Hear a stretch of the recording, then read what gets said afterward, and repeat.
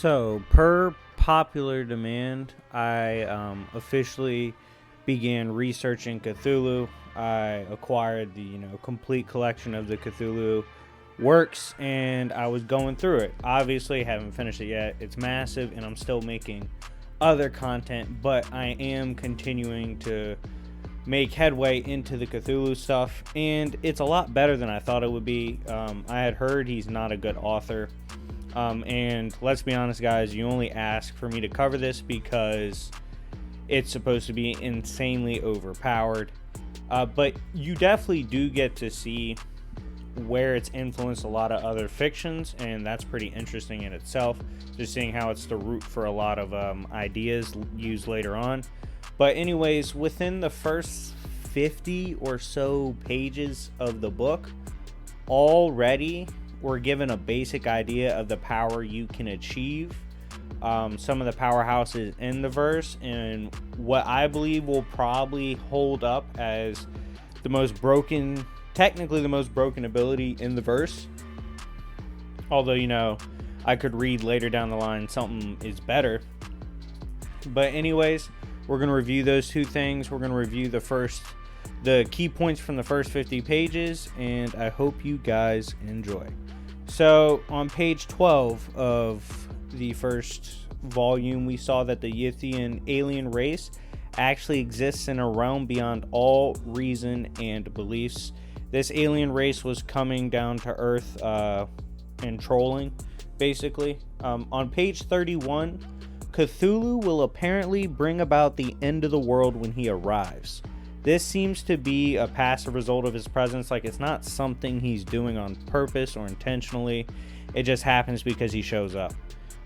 This also shows how easy Cthulhu mind hacks his humans, and even in the early works and the branch off stories I read earlier, Cthulhu seems to be a lot of mind hacks, a lot of psychological stuff.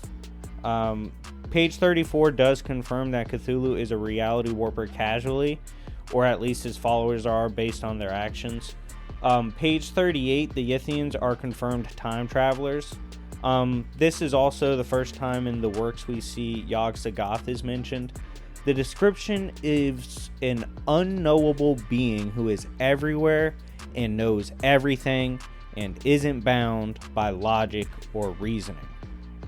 Obviously, Yog-Sothoth is stupidly broken on the surface and is a character as we read more into the Cthulhu works, because I'm hoping you stick with this series. We might see just how crazy the power level of Yog-Sothoth is later on, because we're just given a basic idea here. But based on the basic idea, it's obviously high into Outerversal. On page 39, we learn of Azathoth for the first time, aka the Godhead. Reality and all things everywhere are his dream. He sleeps, and his dream is existence. He is the grandfather to beings like Cthulhu and Yog-Sothoth. Now, it was a little weird, the wording was in the book, so that might be off by a little bit, but there's definitely relation. Also, should he wake, everything will be gone because the dream is gone. Its limits are considered, quote, indescribable. Page 40 and 41, Azathoth is once again called unmeasurable by the narrator. It is then discussed the idea of chimp. I call it chimp. I don't know if you just say the letters, but we're going to call it chimp for the sake of the video. Now, if this sounds familiar to you, I've actually mentioned it before in Elder Scroll lore videos and Skyrim/Dragonborn content. So obviously you can see a lot of relations between this and other fictions. Now, I'm going to go ahead and break down why Chim and another ability should be the most broken ability in this verse.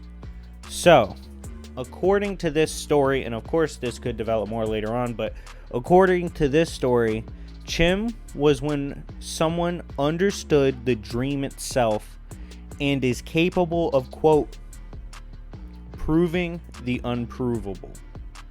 The dream is called an infinity, and you have to separate from it in the process of Chim.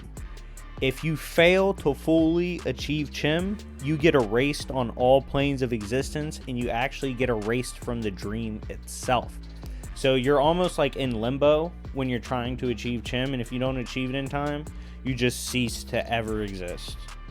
Now, of course, there's an ability above that on page 42 called, I'm going to call it Amar, A-M-A-R, and it is considered a step up from Chim. Now, Chim is separation from the dream. Now, everything, anything, and all things in Cthulhu Mythos should reside within the dream, okay? All of existence in that verse, because, you know, existence has different meanings and different connotations in different verses. Obviously, there's high outerversal stuff here, but all of that stuff, despite how massive it is, it's still relative to Azathoth or the Godhead. It's still just a dream. So all of that's contained in the dream, and Chim is basically the realization of you existed in that dream and how the dream operates. Now, Amar is crazier because Chim, it's also stated as a benefit of achieving it. You can basically manipulate the dream as much as you want. You can manipulate what's already there. However, Amar is when you separate even more, and that you actually escape the Godhead itself.